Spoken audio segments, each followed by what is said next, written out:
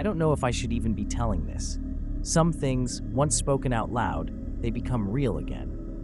But maybe that's exactly why I need to, because what I saw in that mirror hasn't left me since. It all started when I moved into my grandfather's old house.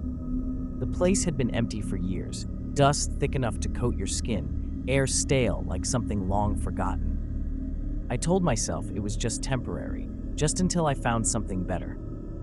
But on the very first night, I knew there was something wrong. The house had an unsettling silence, not the kind that feels peaceful, but the kind that presses against your ears until you hear your own heartbeat too clearly. Every creak of the wood seemed intentional, like footsteps echoing down a hallway that should have been empty. In the upstairs bedroom, against the far wall, there was a tall, antique mirror. Its frame was dark oak, chipped in places, almost blackened by time. I don't know why, but from the moment I laid eyes on it, I felt watched. I even draped a sheet over it, thinking it would help, but the outline of that mirror still loomed in the shadows. That first night, I woke to a sound, a faint scratching. At first, I thought it was rats in the walls, but the sound wasn't inside the wood. It was sharper, closer, coming from the mirror itself, like fingernails dragging along glass. I didn't want to look. Every nerve in my body screamed at me to stay in bed, but curiosity, or maybe something darker, pulled me up. I stood in the cold silence of that room, staring at the sheet. The scratching stopped, and then the sheet moved. Not much, just the slightest ripple, as if something underneath had brushed against it. I told myself it was the draft, that I was imagining things, but I couldn't shake the image of a hand pressing against the other side of that glass, reaching, searching. I should have left the house that night.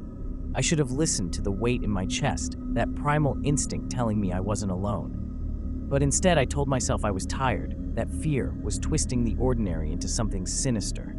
So I forced myself back into bed. I pulled the covers over my head like a child, listening to the silence stretch on and on. But just as I felt sleep clawing at me, I heard it again. A whisper.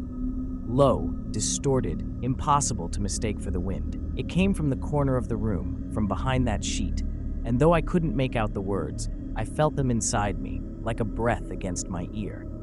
That's when I realized something. The mirror wasn't just reflecting me, it was listening. I didn't sleep much that night. Every time my eyes drifted shut, I felt the presence of the mirror pulling at me, as if it were waiting for me to let my guard down. By the time the sun came up, I convinced myself it had just been a nightmare, but deep down, I knew it wasn't. The following days only made things worse.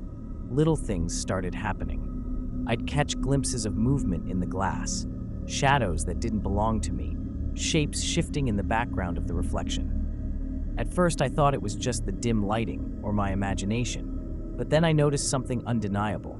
The mirror didn't always reflect the room as it was. Sometimes the reflection was wrong. One afternoon, I walked into the bedroom, and for a moment, I froze. The sheet was still draped over the mirror, but in its reflection, the sheet was gone. I could see myself standing there, wide-eyed, staring back. But behind me, in the glass, there was another figure. It was faint, like smoke curling into shape. A woman. Her head tilted, her hair falling over her face, and her eyes white, empty, staring directly at me. I ripped the sheet off, thinking maybe I'd uncover something that made sense. But all I saw was myself, trembling, breathing too fast, with nothing behind me but empty air. That night, the scratching came back, louder this time, aggressive. I pressed my hands against my ears, but it still seeped through, vibrating in my skull. And then came the whisper again, clearer now. It wasn't just sound, it was words. My body went cold. The voice was so close, I felt the condensation of its breath on my neck. I spun around, but the room was empty. Still, the whisper didn't stop. It crawled from the glass, bleeding into the walls. I shouted, "Who's there?" My own voice cracked in the silence, and the mirror answered. The glass shuddered, not shattered, but rippled, as if it were made of water. For a split second, I saw her face press against the other side. Pale skin stretched too thin, eyes wide and glowing, lips curling into something between a smile and a scream. I stumbled backward, nearly tripping over the bed. My chest felt like it was collapsing in on itself, every instinct screaming to run. But my legs wouldn't move. I was rooted there, trapped by her stare. Then she lifted her hand. Long, skeletal fingers pressed flat against the glass. I swear I could hear the faint tap of her nails, and as her palm slid downward, I realized something that made my stomach twist. There were already smears on the inside of the glass. Handprints. Old, faded. I couldn't breathe. My skin felt like it was crawling with thousands of invisible insects. And then, the lights in the house went out.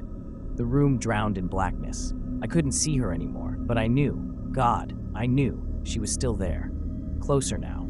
I reached for the door, fumbling in the dark, but the handle wouldn't turn. It was locked. From behind me, in the pitch black, I heard her voice again. This time it wasn't a whisper, it was right at my ear. I froze. My breath caught in my throat as the words slid into me, low and guttural, almost vibrating against my skin. I see you.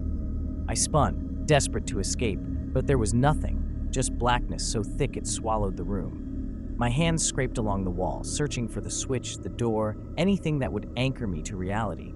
But the darkness felt endless, as though the house itself had dissolved, leaving me alone with her. And then a dim glow flickered behind me. The mirror.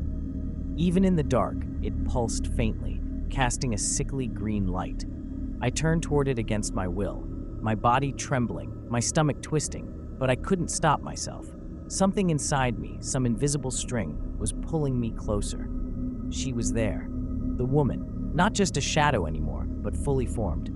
Her hollow eyes burned like lanterns, her mouth stretched open in a silent scream. She moved differently than a reflection should, her gestures out of sync with mine, unnatural, like watching something in reverse. I whispered, "What do you want?"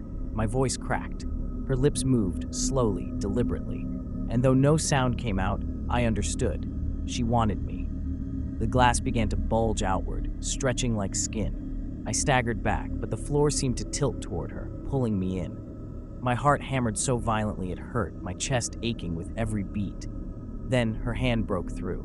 The glass didn't shatter, it tore. Like fabric splitting, strands of silver and darkness unraveling as her fingers pierced into my world. Her nails scraped against the floorboards, leaving gouges in the wood.